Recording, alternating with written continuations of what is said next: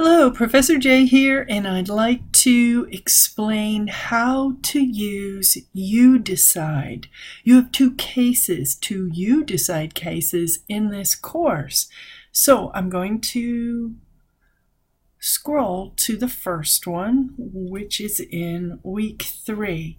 There is some confusion about UDecide because if you look under week 3, and it's the same under week 5 for your second UDecide case, you see it twice. You see it right here, and if you go down further, you see it again. What I want to point out is you notice this one says submit. So basically, you're going to find out everything you need to do up here on the first UDecide for week 3. Do your work, then you click here only to submit it. So let's look at what actually pops up. With the week 3 UDecide, it is a case study. You're going to see a test your knowledge area. And it's not a test, it's the actual assignment.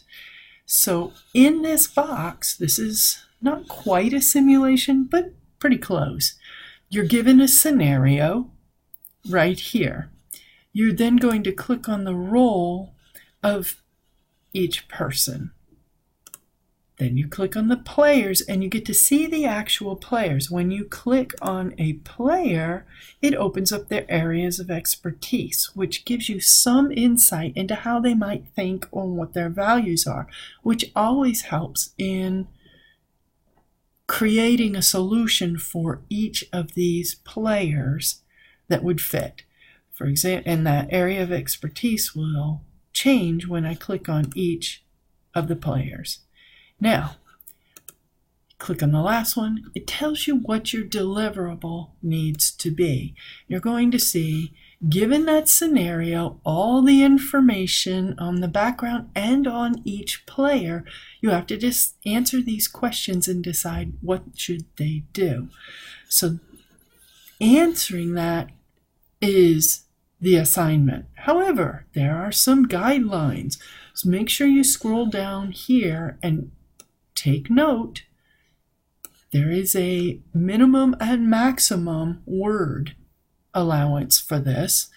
Other types of rules, you must run a Turnitin report prior to finalizing and submit a memo with the Turnitin report. There is a rubric, so this way you can see everything you're going to be graded on, so please check that. So, let's say now you have written the paper, you've got your deliverable, it's time to go back to the modules.